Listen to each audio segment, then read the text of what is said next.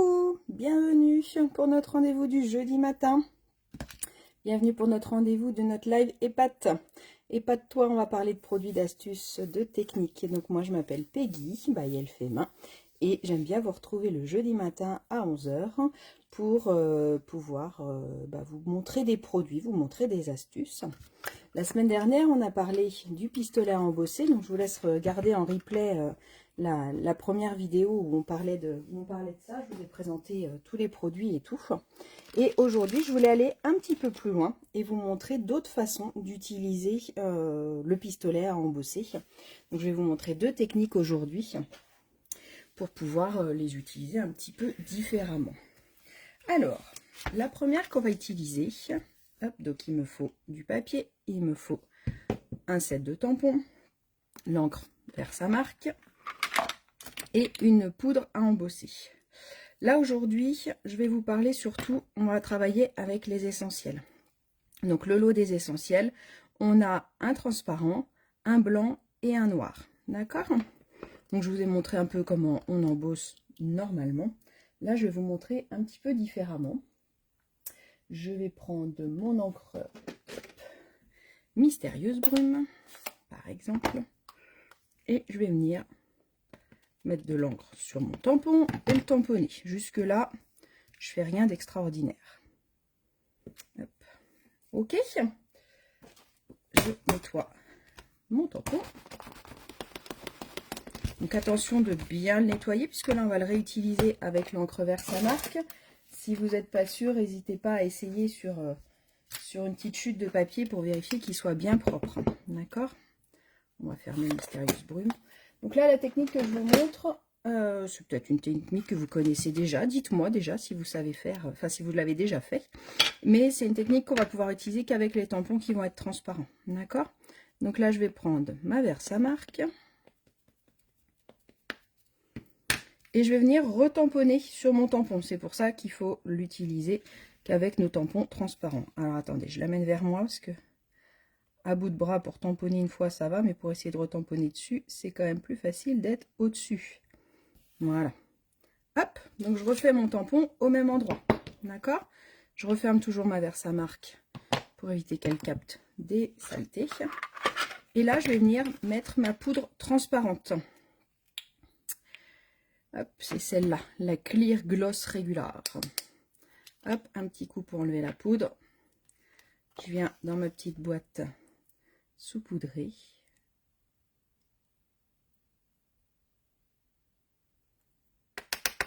Hop.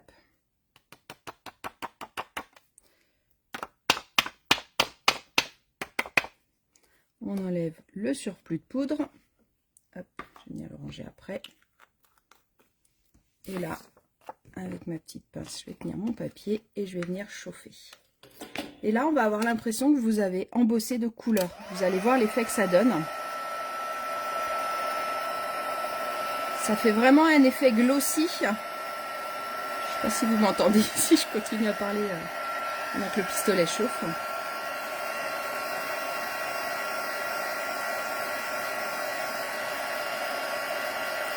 Là, c'est comme si on vernissait votre tampon, en fait. Vous allez voir, ça fait vraiment un effet tout brillant.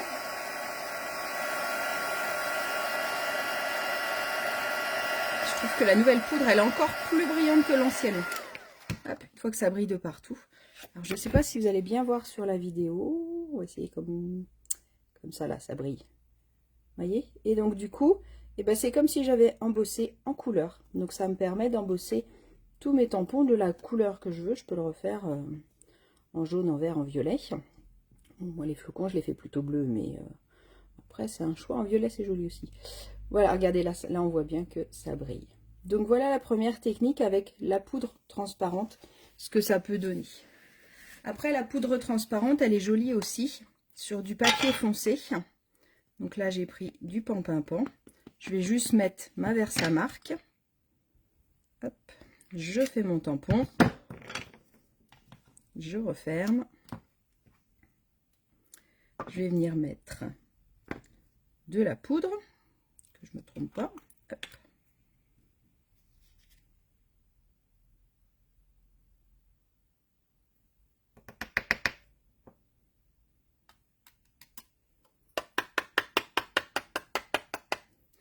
Et là, l'avantage, vous allez voir, c'est que ça va nous faire du ton sur ton.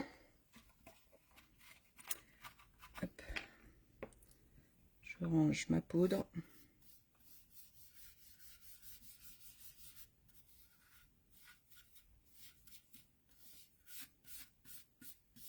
Je vais avoir besoin de ma boîte, donc je suis obligée de ranger. Hop. Et après, je vais mettre à chauffer, vous allez voir.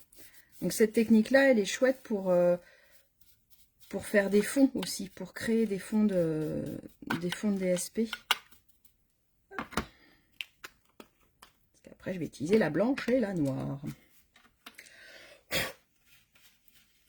Hop. Donc, je reprends ma petite pince, je reprends mon pistolet. Donc vous avez vu, là ça fait blanc, mais comme on va la chauffer, elle va devenir transparente.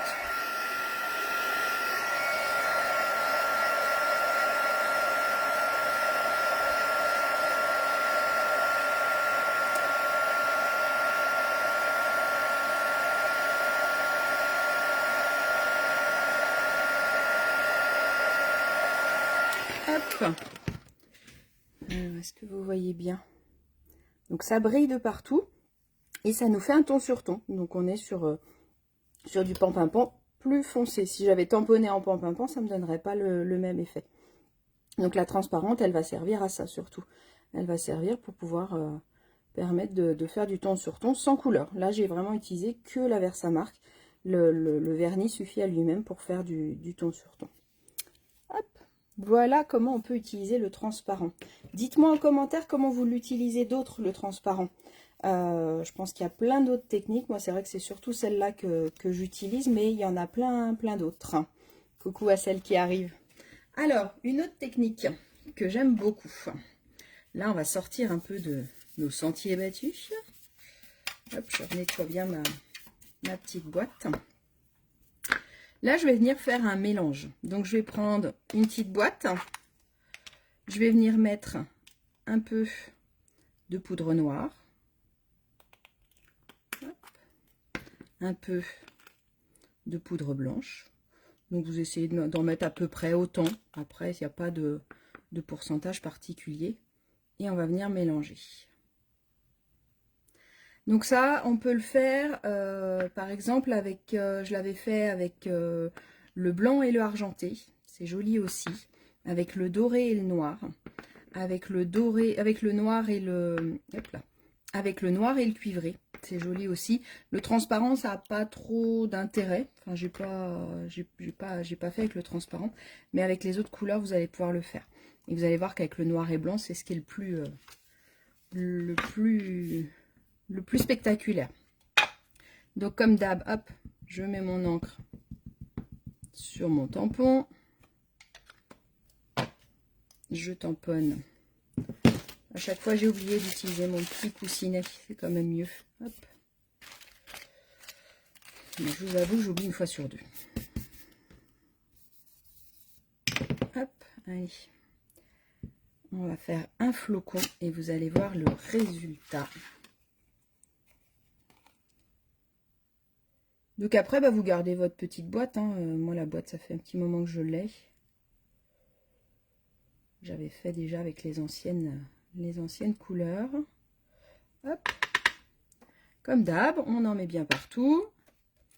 On tapote dessus pour bien enlever le surplus. Si on a besoin, on a notre petit pinceau qui peut enlever si on a un ou deux qui dérange. Et on va venir chauffer.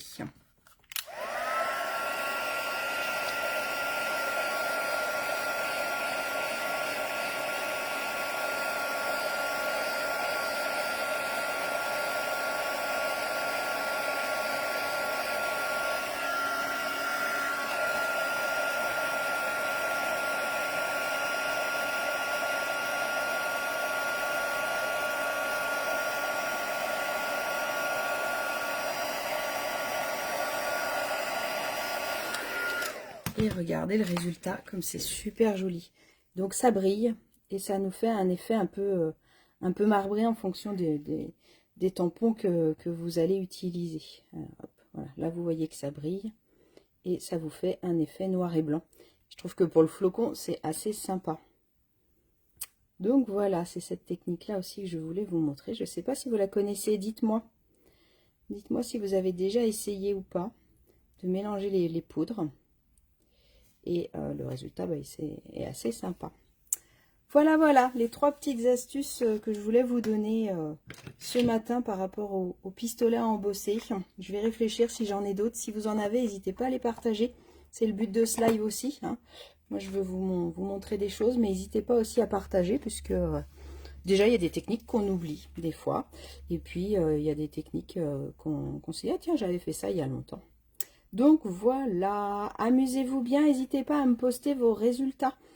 Faites des essais, c'est super joli de voir ce que ça donne. Quand on parle des pâtes, moi je trouve que le pistolet embossé, bah, tout de suite, voilà, on s'épate nous-mêmes. N'hésitez pas à nous montrer les photos, c'est super sympa de le faire. Et puis essayez de faire des mélanges. Je vous souhaite une belle journée. Ici c'est à moitié la tempête, mais on verra bien. J'ai un atelier cet après-midi, j'espère que les filles vont braver la tempête pour venir. Je vous souhaite une belle journée, puis j'attends avec impatience vos photos de vos réalisations. Et je vous dis rendez-vous jeudi prochain à 11 h. Bonne journée!